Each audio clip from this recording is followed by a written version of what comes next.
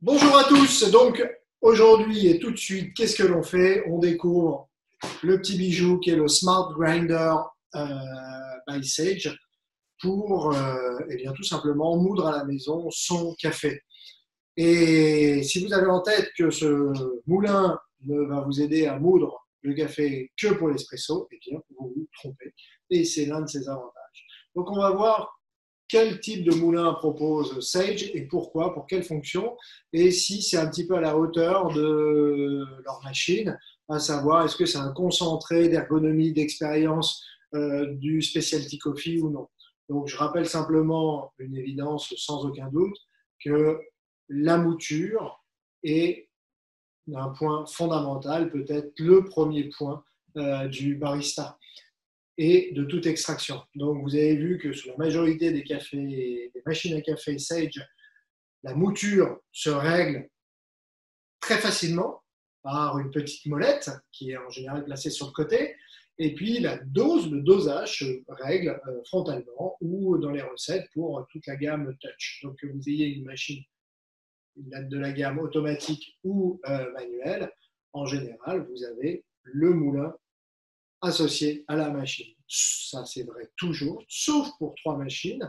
Donc, la première, c'est la Bambino, qui est automatique pour le latte, mais manuelle pour le café. Vous pouvez utiliser un café pré-moulu ou un café moulu instantanément. Et c'est évidemment ce que l'arbre à café vous propose. Moulu instantanément grâce à un moulin. Et donc, vous avez le choix, soit un moulin manuel, comme vous le savez bien, avec par exemple le moulin à l'arbre à café Vaille Peugeot, ou un moulin électrique de précision comme le Sage Smart Grinder.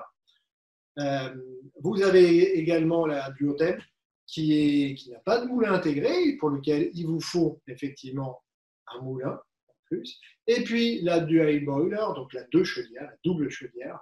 Euh, la machine la plus pointue, celle faite pour les baristas ou pour les amateurs experts. Et là aussi, il vous faut un moulin à la hauteur de cette machine, des performances de cette machine. Donc le Smart Grinder vous permet de couvrir l'ensemble de la gamme Sage et des utilisations que vous avez en café. Mais un bonheur n'arrive jamais seul, puisque vous pouvez utiliser le Smart Grinder aussi pour les machines, la machine de filtre de Sage, que nous vous recommandons également très, très, très volontiers. Donc, eh bien, on va voir un petit peu comment est-ce que cette première clé du café de spécialité selon Sage est justement valorisée, réalisée, actualisée, celle de la mouture. Donc, regardons comment fonctionne ce moulin et s'il fonctionne et si effectivement on retrouve certaines des bonnes idées proposées et intégrées par Sage dans ces machines. Nous y voilà. Donc, le Smart Grinder, il est fourni, et ça c'est déjà un premier bon point, avec deux fourchettes. Donc une fourchette, ça sert à quoi? Comme au rugby, on ne le met pas dans les yeux, mais ça sert à mettre le porte-filtre dedans. Okay, vous vous souvenez que sur les machines Sage, vous avez en général un porte-filtre de 54 mm, petit comme ça. Okay.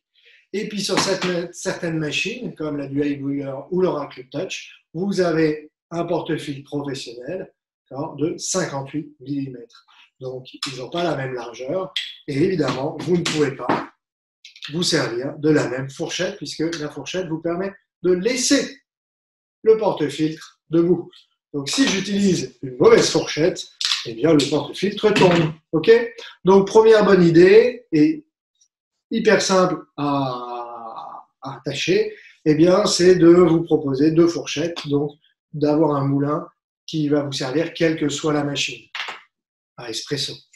Deuxième bon point, c'est le réceptacle, le réservoir d'arrivée, donc du café moulu, qui est ici. Et vous voyez, il a une drôle de forme, en fait. On s'attendra à quelque chose d'ouvert, etc. Eh bien non, en fait, Sage sait très bien que le café s'oxyde. Et plus il s'oxyde, plus vous perdez de créma, plus vous perdez d'aromatique, plus vous perdez de caractéristiques du café. Et du coup, qu'est-ce qu'ils ont fait? Eh bien, ils ont fait simplement un trou de la taille du dévideur, donc là où sort la mouture, pour qu'elle tombe directement. Et puis avec un silicone, un système de fermeture du silicone qui est très bien fait et qui permet d'avoir un café complètement hermétique. Donc c'est quand même pas mal.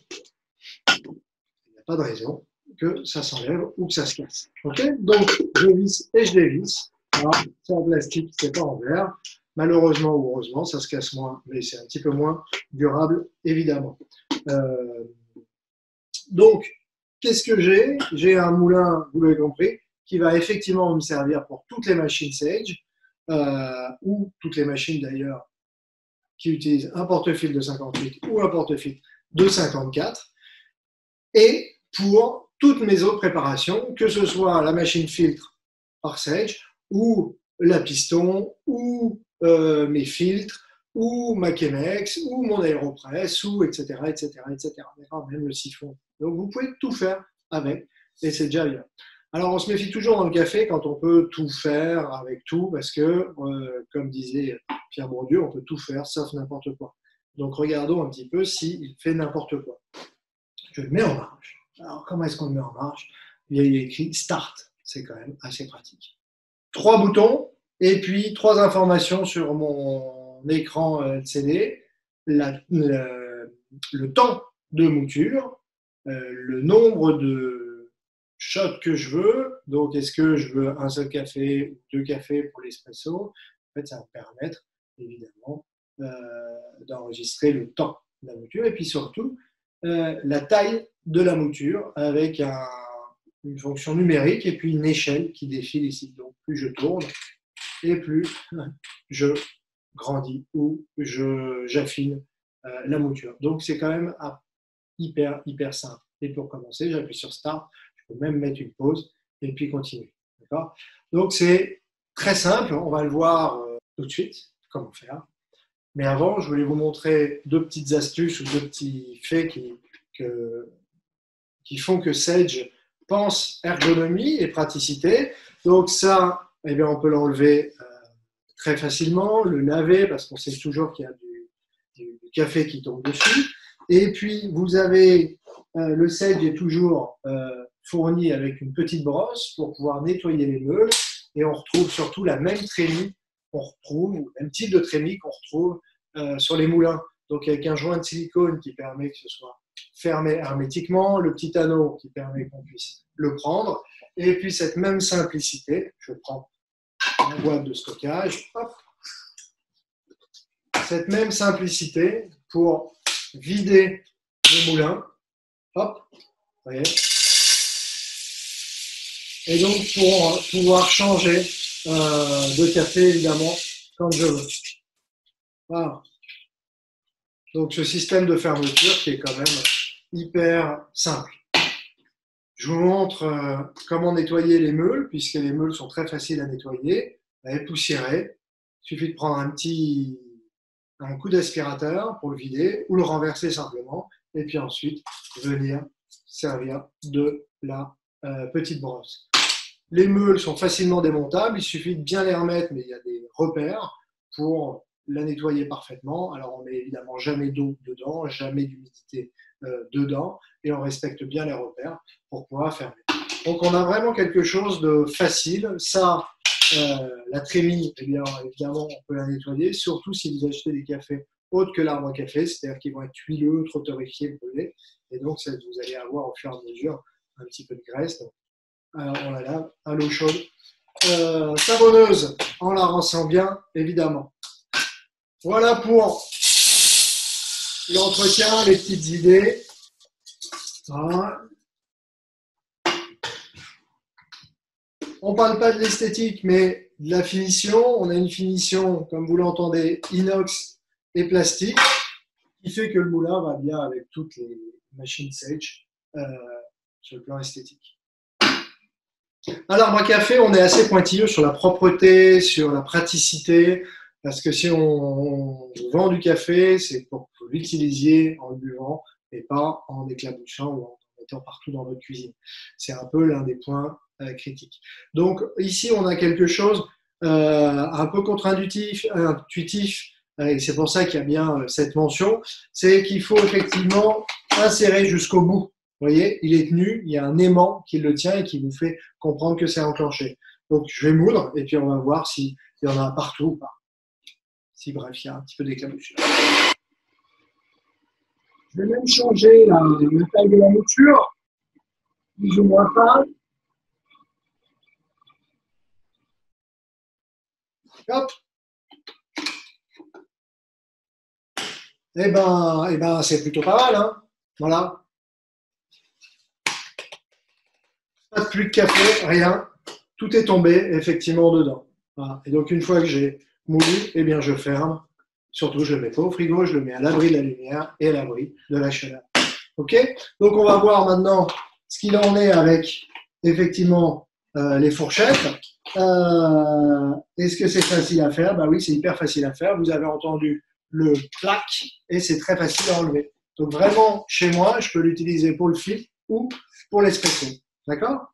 Donc on regarde maintenant comment on moue l'espresso et si on y arrive. Donc pareil, là, un petit téton métallique pour sans aucun doute, voilà, un aimant. Donc moi je vais régler évidemment mon espresso. Donc c'est facile, il est écrit espresso. Voilà, je suis à 18, ça ne veut pas dire grand-chose dans l'absolu, ça veut dire quelque chose relativement pour ce moulin à ce moment-là. J'ai mis deux shots 2. Je vais sans aucun doute placer ma fourchette. Voilà, je me suis trompé de fourchette, c'est facile à voir. Hop, je mets la grande fourchette. Ouais, ça ne demande pas beaucoup d'efforts. Et j'ai un interrupteur.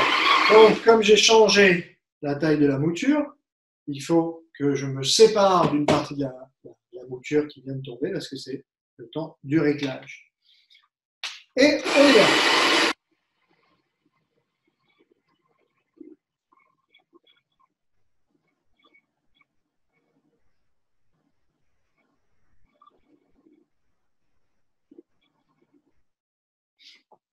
Voilà. Donc deux solutions, soit j'attends que mon temps s'écoule et arrive à son terme, ou je réappuie sur l'interrupteur. Donc, ce qui est intéressant de voir dans tous les moulins, et ce que vont regarder tous les amateurs, c'est évidemment l'homogénéité de la mouture. Vous voyez ici, on a quelque chose de très beau, vraiment, et de relativement, enfin, de très homogène. Donc, on peut effectivement le mettre sur un bout de papier et puis regarder ce qu'on appelle la répartition justement de la population, la répartition des tailles de mouture. Et plus ça va être homogène et plus on va pouvoir avoir une extraction évidemment optimale. Plus vous allez avoir d'hétérogénéité dans la mouture et plus vous allez avoir du mal à offrir une extraction, une résistance à la pression ou à l'eau sur pression qui arrive dessus. D'accord? Donc, si je prends un exemple, si j'ai des graviers tous du même gabarit, eh bien, je vais pouvoir bien tasser, bien les mettre et ça, bien les répartir et ils vont offrir une résistance homogène. Si au contraire, j'ai un amas de gravats, eh bien, je vais créer ce qu'on appelle des canaux différentiels et l'eau va passer un petit peu partout et surtout extraire de façon hétérogène le café. Le café va s'accrocher très mal sur l'eau. Okay, voilà. Comment je fais pour régler mon moulin? Eh bien, j'ai une molette ici pour régler le volume de mouture que je veux mettre. Okay, donc, c'est bien, vous vous souvenez, d'utiliser une balance, mais ça faut suivre les masterclass pour comprendre le poids. Les Sage, je rappelle, sont construites et sont pensées pour utiliser entre 19 et 22 grammes de café. 19 comme base et comme base commune. Et puis, vous avez ici la possibilité de sélectionner une ou deux doses, donc un shot ou deux shots de café.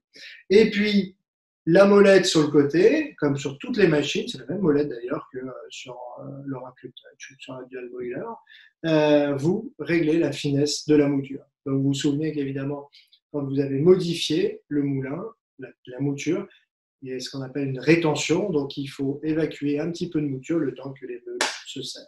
Okay, meules qui sont métalliques ici, donc vous n'avez pas de risque qu'elles cassent, qu'elles s'abîment tout simplement et qu'elle casse par un corps étranger. Okay, que vous dire d'autre? Arrêt, marche, pause. Voilà. Alors, le moulin le plus simple du monde, mais on l'a vu avec une mouture quand même très très efficace. Ce que l'on apprécie aussi, c'est qu'il y a un nombre de crans relativement important qui permet effectivement d'avoir une mouture la plus juste possible pour tous les usages. Alors, est-ce que l'arbre à café vous recommande ce Smart Grinder de chez Sage? Eh bien oui. Pourquoi? Parce qu'on retrouve en fait toute l'intelligence, on va dire, de la marque, l'ingéniosité, ce concentré d'expérience et d'ergonomie hyper facile, très tranquille. Vous voyez, tout ça, c'est aimanté, tout est facile d'usage. Et donc ça, c'est vraiment un bon point. J'enlève la fourchette facilement, j'enlève le bac facilement, la trémie également, etc. J'ai une brochure qui est hyper bien faite et qui me permet effectivement de comprendre en un clin d'œil comment ajuster les meules si je veux une mouture un petit peu plus fine. L'écran est très facile et puis je peux programmer jusqu'à 12 tasses, changer mes programmations ou au contraire être tout en manuel, soit sur le bouton facial ou soit avec l'interrupteur ici pour l'espresso. Ça, ce réceptacle avec le bouchon silicone et puis le fait que ça tombe parfaitement, c'est aussi un bon point. Et puis le plus important, c'est évidemment la qualité de la mouture. Donc, c'est un bon coup. À très vite pour du bon café.